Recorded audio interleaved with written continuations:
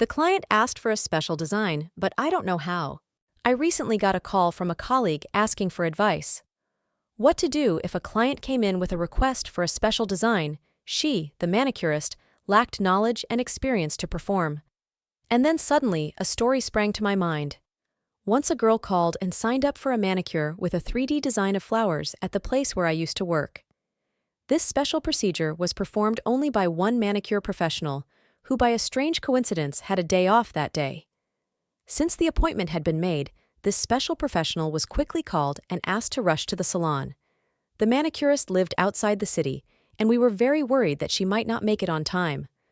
At this point, another manicurist, who could not stand the strain, grabbed the acrylic powder and began to try to make flowers on the hands of the other master. I will learn quickly and do it. It turned out to be terrible. I refrained from saying my favorite phrase. Don't mess with anything you don't know.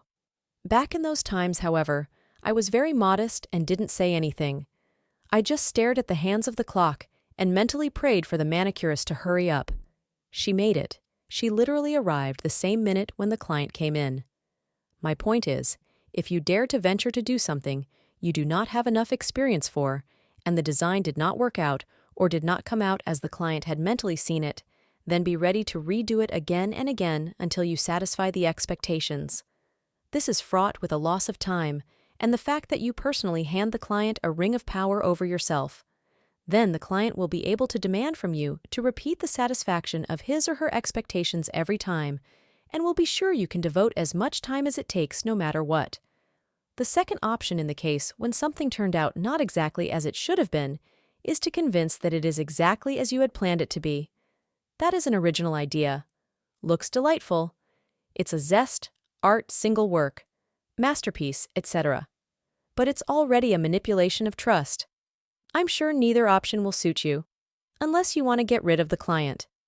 So, let's move on to the real advice. 1.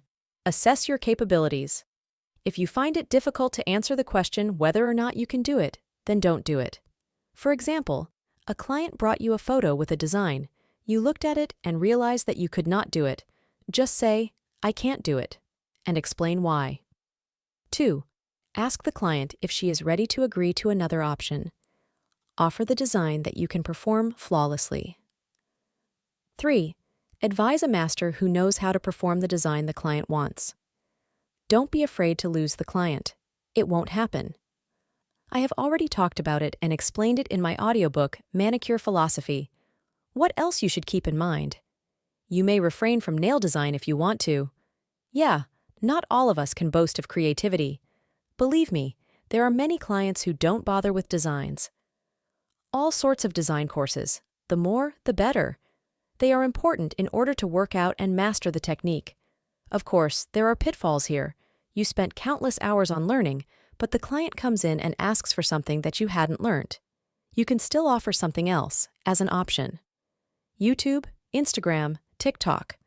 By viewing videos with different designs, you will learn to recognize techniques, materials, and upon the arrival of a client with a new request that you can't take, you can clearly explain why not.